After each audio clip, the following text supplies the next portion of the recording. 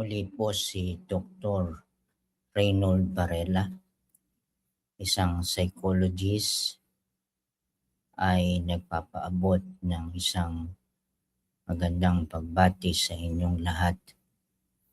Ang pagpapatuloy ng ating advokasya na maipamahagi ang aking kaunting nalalaman patungkol sa mental health education. Ngayon po ay nais ko pong bigyang pansin o talakayin ang isang napaka-importanteng bagay. May kinalaman po sa tanong na paano ko ba iiwasan ang sobrang pag-iisip, yung tinatawag po nilang overthinking o pagbababad ng ating isipan sa mga hindi magandang bagay na nangyari sa ating buhay. Parang hindi kontrolado ng isipan ng tao yung mga isipang sumasagi sa kanyang isipan. Kaya minsan nawawalan siya ng kapangyarihan para isantabi o alisin sa isip niya yung mga bagay na nagbababad ang isipan palagi dun sa mga bagay na nagbibigay sa kanya ng labis na pag-aalala, labis na takot, o tinatawag nating feeling of uncertainty, na mas malaki yung pag-iisip natin ng mga bagay na may kinalaman sa kinabukasan na hindi tayo tiyak kung papaano natin o ano ang ating gagawin sa mga situation na yon. Marami tayo niyan. Malaki yung degree of uncertainty sa buhay na kinakaharap ng tao kung kaya't ito ay nagbibigay sa kanya ng labis na pag-aalala at takot. Ngayon po, ang nais ko pong bigyan ng pagpapahalaga ay yung tinatawag po nila na paano natin pamamahalaan ang ating isipan.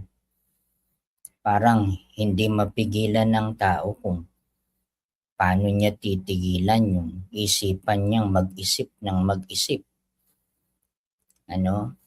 Parang 24 hours na gumagana at kapag ganun, may stress po talaga yung sistema ng biological system ng tao. Di ba po, pagka ang isang makina ay 24 hours na gumagana, may tendency po yang mag-overheat. Sa isipan ng tao, ganun din po. Kapag ang kaisipan hindi na napapahinga, hindi na makatulog ng maayos, ang mangyayari po talaga yung sistema ay babagsak.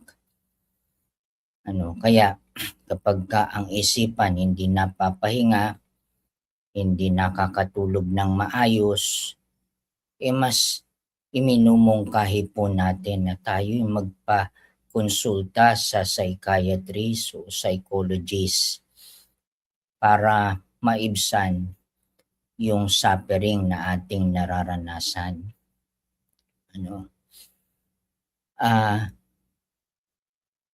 May tinatawag po tayo na sa psikolohiya ay yung pag-iisip natin ay bigla pong nagiging automatic.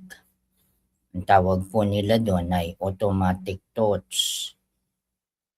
Reaksyon ng isipan sa mga sitwasyon na nangyayari sa ating buhay.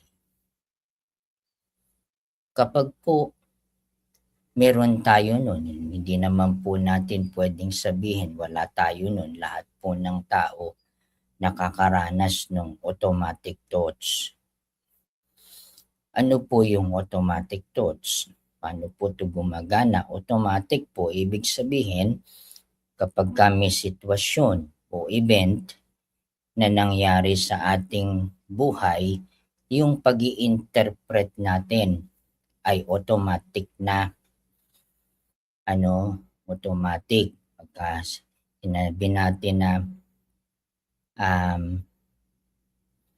may nangyari sa buhay natin, and then automatic na papaganahin natin yung mga sistema ng ating paniniwala na ay nangyari sa akin to, hindi ko na yan magagawa. Hindi ko na yan kaya.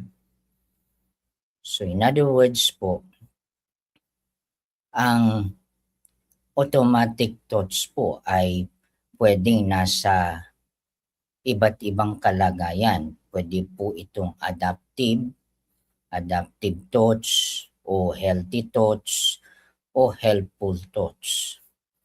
Pwede rin naman po itong dysfunctional thoughts. Na unhelpful, maladaptive, na pwedeng gamitin ng tao kapag siya'y nahaharap sa ganong situation. Ang tanong po ni Dr. Varela, paano po yun? Paano po tayo nagkakaroon ng automatic thoughts kung ito po ay may dalawang klasifikasyon? Isang maladaptive o isang dysfunctional thoughts o negative thoughts na most likely vulnerable tayo dyan pag tayo'y nai-stress sa buhay. At pwede rin naman po na tayo'y magkaroon ng adaptive thoughts, helpful thoughts, adaptive, dun sa mga situation na nangyayari sa ating buhay.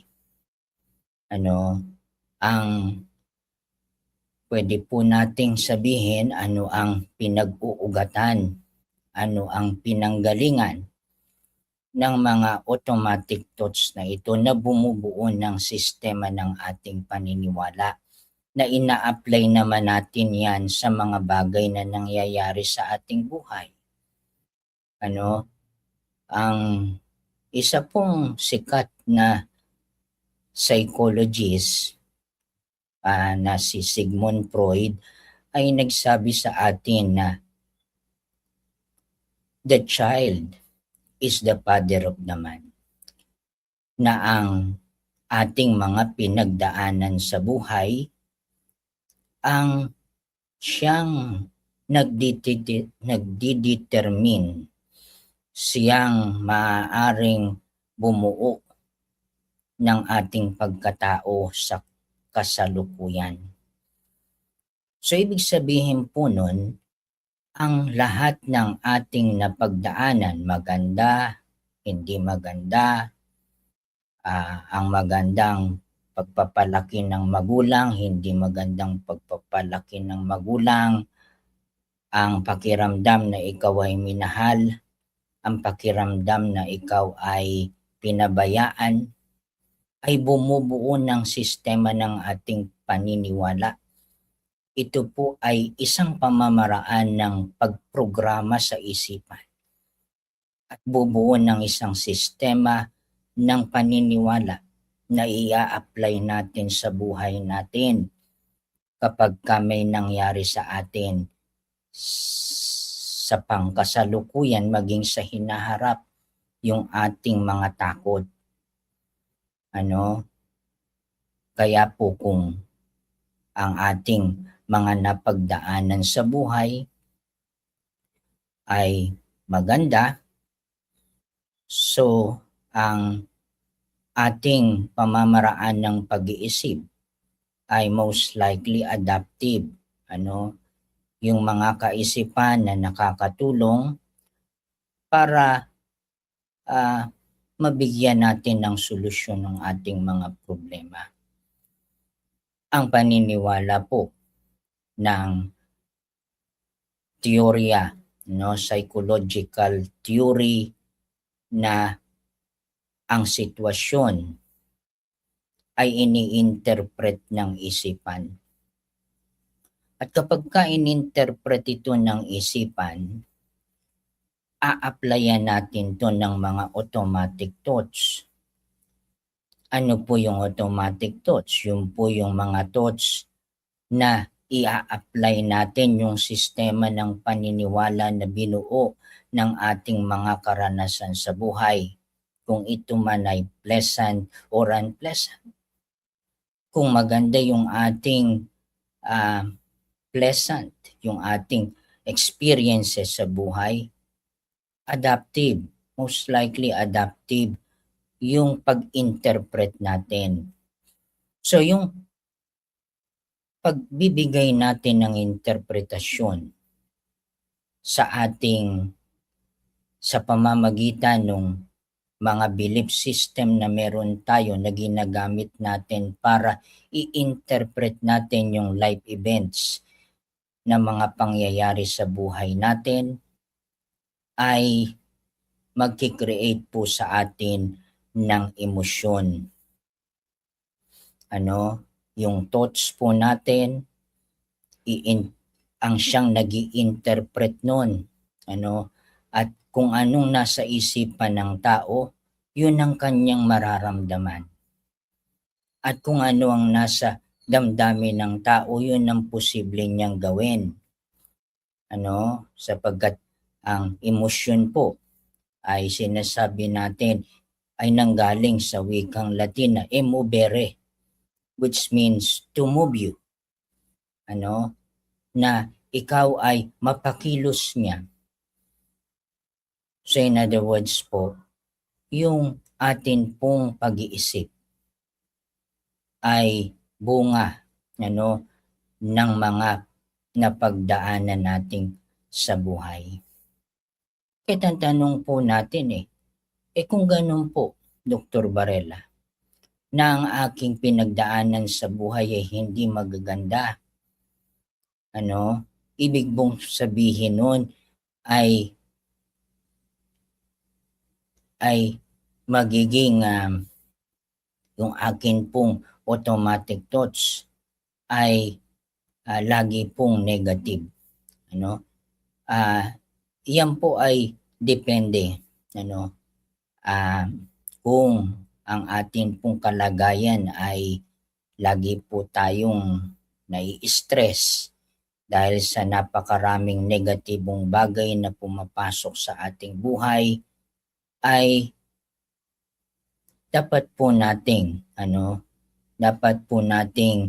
kumausap ng isang professional para yung pag-iisip po ng lagi tayong may stress sa pagbababad ng ating isipan sa mga bagay na yan ay maturuan tayo ng kapasidad upang yung maladaptive way of thinking at yung mga naranasan nating nangyari sa nakaraan ay matulungan tayo.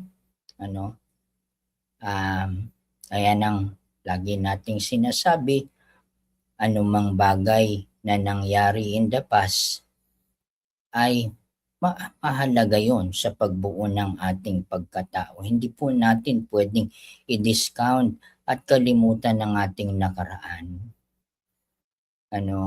At anumang bagay na nangyari in the past, na nanatili sa ating isipan, ay pwede nating pagpulutan ng kalakasan.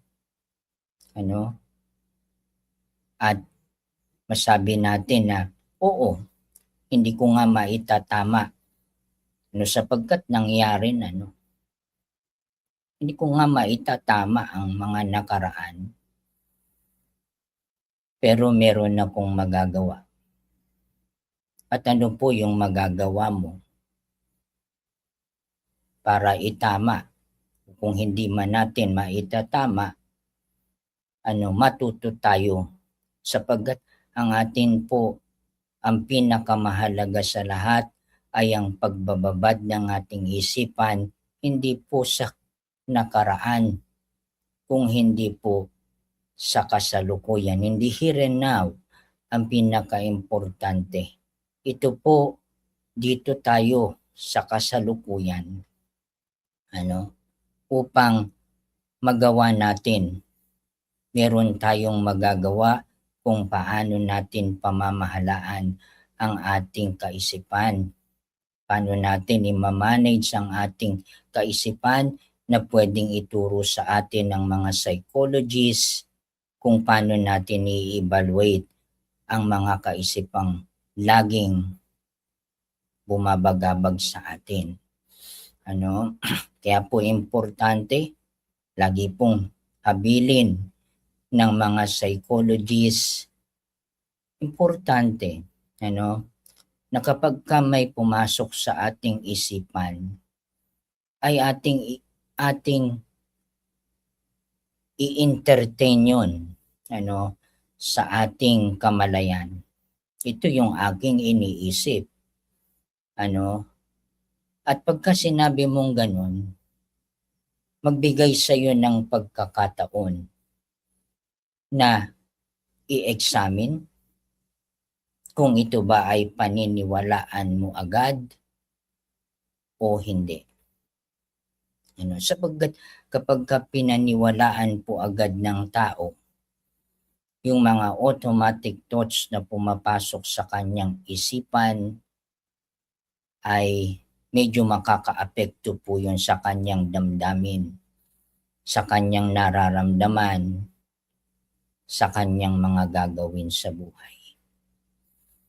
Kaya po napakahalaga, baka iisipin po ng marami na usapan lang po talaga to sa isang psychologist. Hindi po ang pag-uusap na ito sa psychologist ay pagtuturo kung paano natin pamamahalaan ang ating isipan, na kung minsan sinasabi natin parang hindi ko mapigil ang isipan ko sa pagbababad sa mga bagay na yun.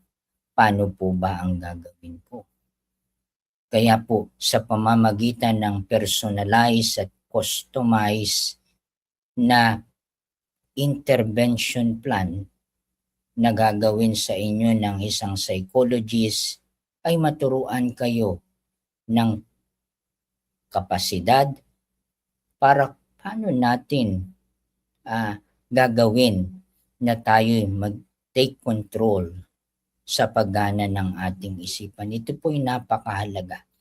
Kapag ito'y natutunan ng tao na practice niya sa kanyang buhay, siya po'y makakaramdam ng kaunti, ma-reduce man lamang, kahit papaano ay makatulong sa kanya, sa kanyang pakikibaka sa buhay. Muli po, ito si Dr. Reynold Varela, at sa inyo ay nagpapaalala na sa pamamagitan ng programang ito, ang lahat ng ating nararanasan sa buhay ay temporary lamang. Anumang suffering na ating nararanasan, anumang kahirapan na ating nararanasan ay pansamantala lamang, at darating ang tamang panahon na ito'y malalampasan at mapagtatagumpayan nating lahat. Muli po,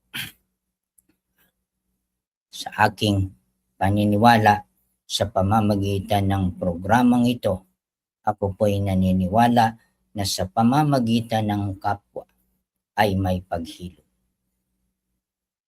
Marami pong salamat.